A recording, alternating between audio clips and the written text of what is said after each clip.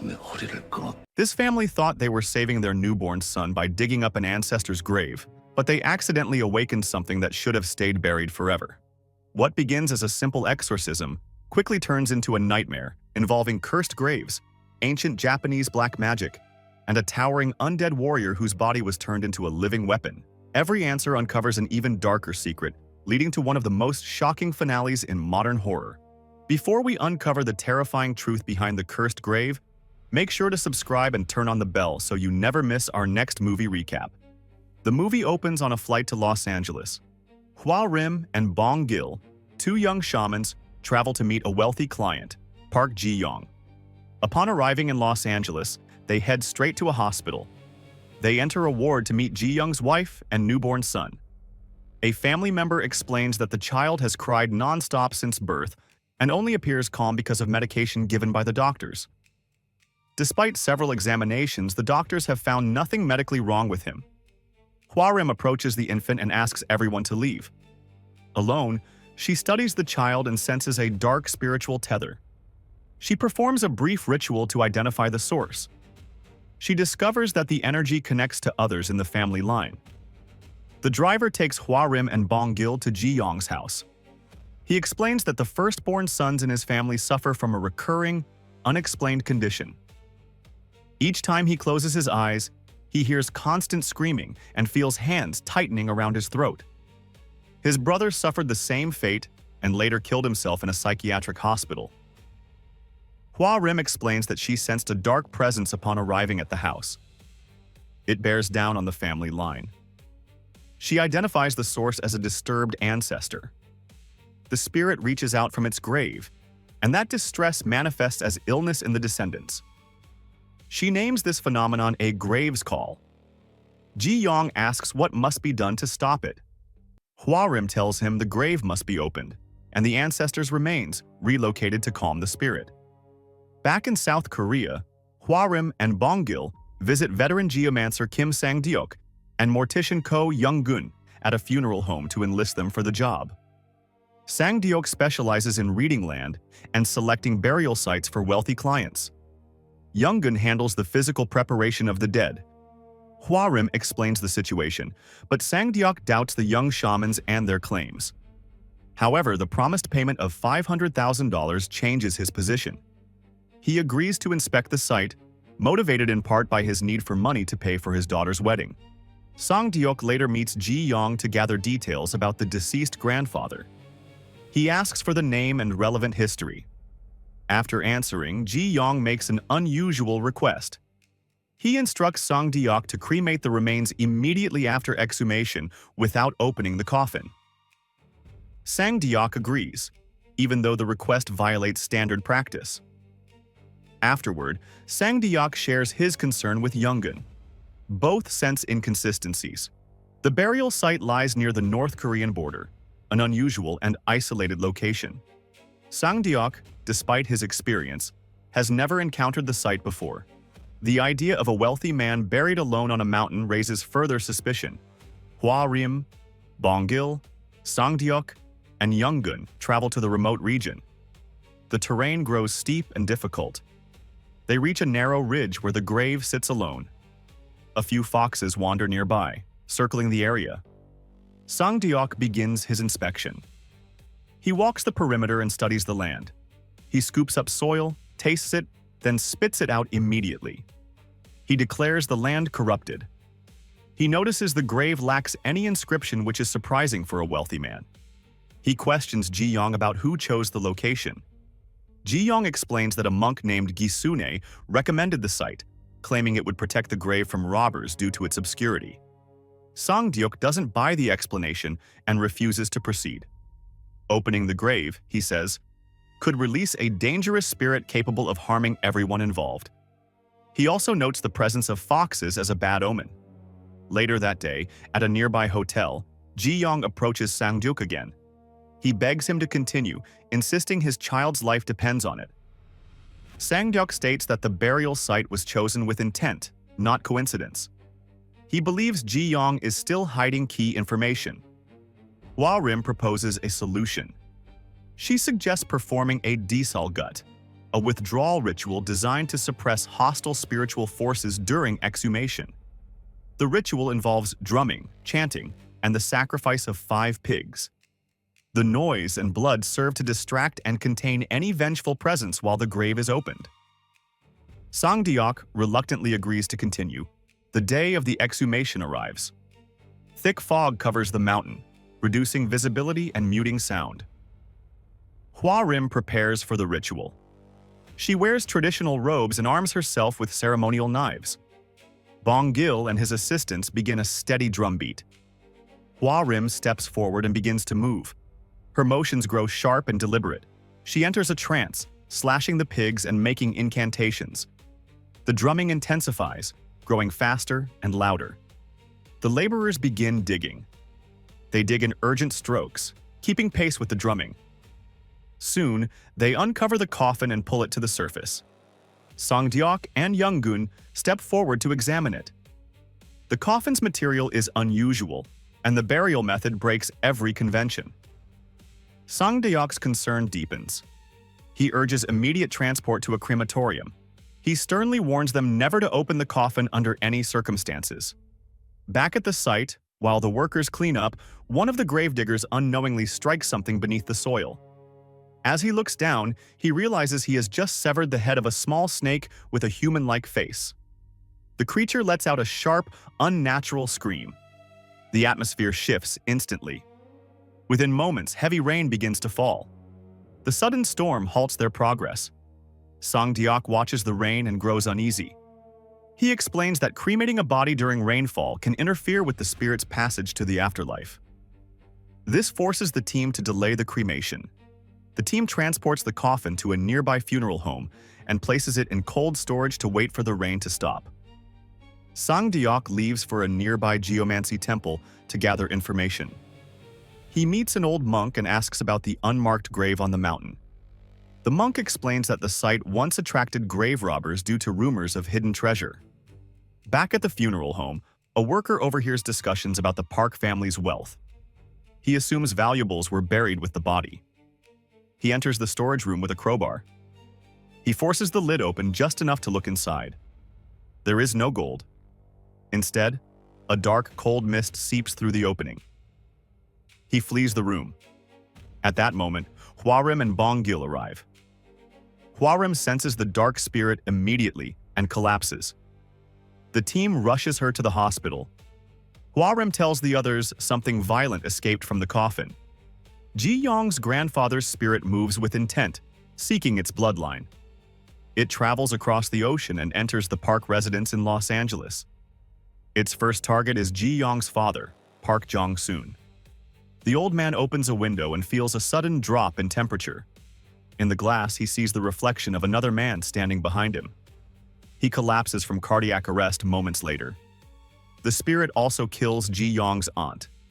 In Korea, Hwa Rim and Bongil begin a ritual to call the spirit back. They attempt to bind it again to its original resting place. The spirit briefly takes control of Bongil and declares its intention to take all his descendants. The team identifies Ji Yong as the next target. He is lounging at a luxury hotel in Seoul. Sangdeok moves quickly and reaches the suite. He finds Ji Young standing still by the window, staring blankly, his posture rigid.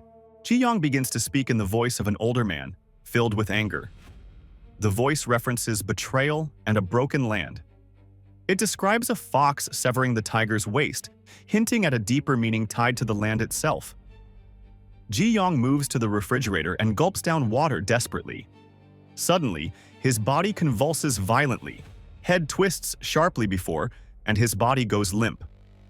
Sangdeok informs a family member present in the room that the remains must be cremated immediately. He warns that the infant is now the final target. Attempts to contact the rest of the family fail. To prevent further tragedy, Ji Yong's mother authorizes the cremation. As the body burns, Ji Yong's son at the hospital suddenly stabilizes. His relentless crying stops. The immediate threat appears to pass, but Sangdeok remains unsettled. Meanwhile, Chang Min, one of the gravediggers, has been feeling unwell since the exhumation. Sangdeok pays him a visit and finds him greatly distressed. Changmin explains that he has been suffering from constant nightmares and hallucinations that no treatment seems to cure, and he believes something has been haunting him ever since the incident at the burial site. Sangdeok returns to the mountain alone. He believes the first coffin was not the true source of the disturbance. He begins to dig deeper beneath the burial site. Midway through, he digs up the corpse of the human-headed snake. Continuing deeper, his shovel strikes metal beneath the soil. He clears the soil, revealing the edge of another coffin. He calls the others to join him, and they expose the structure. The second coffin is significantly larger than the first. It stands vertically in the ground, positioned directly beneath the previous grave. Thick, rusted barbed wire wraps around it tightly. Sangdeok recognizes the configuration as a double grave. The grandfather's coffin served as a cover, concealing something far more dangerous beneath it. Foxes gather around the site, watching in silence. Despite Hwarim's hesitation, the team extracts the coffin from the ground. As soon as they lift it free, the foxes scatter and disappear into the distance. They transport it to the geomancy temple. Sangdeok believes the sacred grounds will help contain whatever is inside. Inside a storage shed, Hwarim performs a containment ritual. She spreads glutinous rice around the coffin and uses animal blood to form a protective boundary. At the same time, Sangdeok contacts Ji Yong's mother.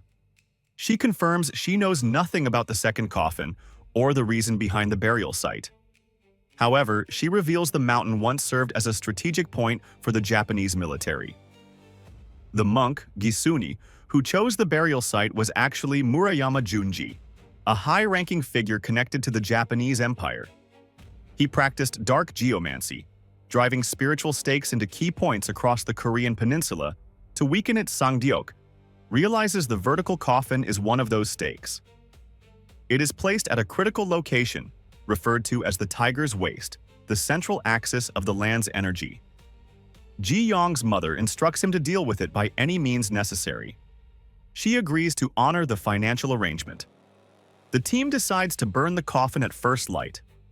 At night, Bong-gil struggles to sleep. He experiences repeated visions of a massive figure watching him. He wakes and steps outside to get some air. In the darkness, he sees the figure from his dreams in the pigsty. It kills the monk and tears through the livestock. Bong-gil rushes back and alerts Hwarim. They run to the storage shed and find the containment broken and the coffin open. Bong-gil quickly moves to warn the others. Hwarim remains behind for a moment. From the darkness, a towering figure steps forward. It stands over 8 feet tall and wears ancient Japanese armor stained with blood. It advances toward Hwarim. Bong-gil returns and intercepts it, placing himself between them. The entity reacts instantly. It thrusts its armored hand forward and drives it through Bong-gil's chest. The impact leaves him critically wounded and opens a dark link that allows an evil entity to possess Bong-gil. The entity ignites, transforming into fire. It rises into the air, circles the temple grounds, and then shoots off into the distance. The next morning, at the hospital, the team learns the full extent of what the entity has done in the city. Reports confirm multiple deaths and widespread damage. A doctor informs them that Bong-gil is stable, but has suffered severe spinal injury. Sangdeok returns to the geomancy temple to reassess the situation. He studies the tools left behind by the gravediggers and reviews markings connected to the burial site. After gathering new insight, he heads back toward the mountain. At the hospital, Hwarim brings in 2 additional shamans to help remove the presence left inside Bong-gil. They assess his condition and warn her that spirits of this nature are highly aggressive and kill those who attempt an exorcism. Hwarim agrees but commits to continuing for Bong-gil's sake. Back at the burial site, Sangdeok follows directional markings tied to the grandfather's grave. He digs at a specific point and uncovers another strange, lifeless creature buried beneath the soil. The discovery confirms a deeper pattern tied to the land itself. He returns and shares his findings with the group. He explains that the grave still poses a threat, even after the initial spirit has been dealt with. He stresses that the danger extends to future generations. Young-gun hesitates, recalling the deaths linked to the site, but remains with the group. The next day, they return to the mountain. Sang-deok explains what they are dealing with. He reveals that the monk Gizune performed a ritual known as human iron. A high-ranking Japanese general was killed, and a cursed katana replaced his spine. The body became a sheath for the weapon. The entity now exists as a fusion of corpse and blade, driven by purpose and bound to the land. Hwa-rim prepares for a direct confrontation and outlines a plan. She will act as bait and draw the entity away. Meanwhile, Sang-deok and Young-gun will locate and remove the buried iron stake tied to its power. Once removed, they must cleanse it with horse blood to weaken the entity permanently. At midnight, they begin. Hwa-rim positions herself away from the grave. Sang-deok and Young-gun move toward the burial site and prepare to dig. At the hospital, the other shamans continue working on Bongil, maintaining pressure on the spirit within him. The entity emerges from the ground at exactly midnight. It stands motionless for a moment, facing north. Then it begins to move, following a trail laid out to guide it away from the grave. Sang-deok and Young-gun use the distraction to start digging. Hwa-rim waits in a tree and initiates the next phase. She presents herself as a guardian spirit and confronts the entity, declaring the war has ended and ordering it to leave. The entity responds, stating that the war has not ended for it. It identifies itself as a soldier who does not retreat.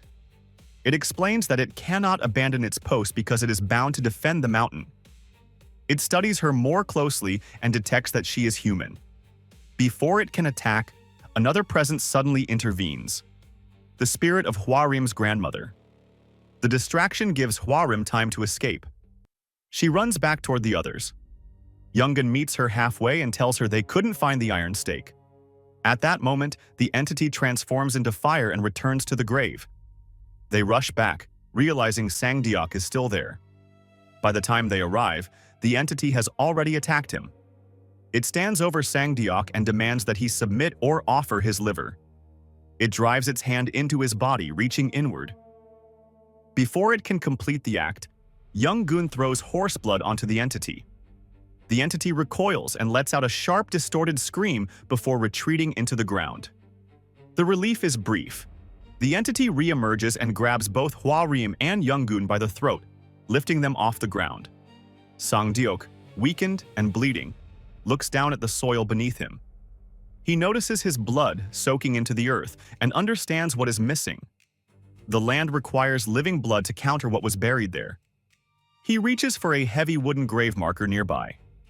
With the last of his strength, he drives it into the entity's body. The entity convulses as Sang-deok continues striking it, forcing it downward. He presses harder, using his body weight and remaining strength to complete the act. The entity collapses and turns into ashes. Hwa-rim and Young-gun rush to Sang-deok. He collapses near the grave, severely injured. They transport him to the hospital, where doctors begin treatment immediately. Meanwhile, Bongil stabilizes. The presence inside him disappears and his body begins to return to normal. Over the following weeks, both Sang-deok and Bongil recover slowly. Ji-young's newborn survives, free from the dark spirit that plagued him. The film closes at Sang-deok's daughter's wedding. He gathers the group for a photo. They stand together with his family. After everything they endured, the curse was finally broken. But the mystery behind that ancient grave left a mark they would never forget. If you enjoyed uncovering this dark story with us, make sure to subscribe and turn on the bell for more terrifying movie recaps, hidden secrets, and unforgettable endings. Until the next nightmare, stay curious.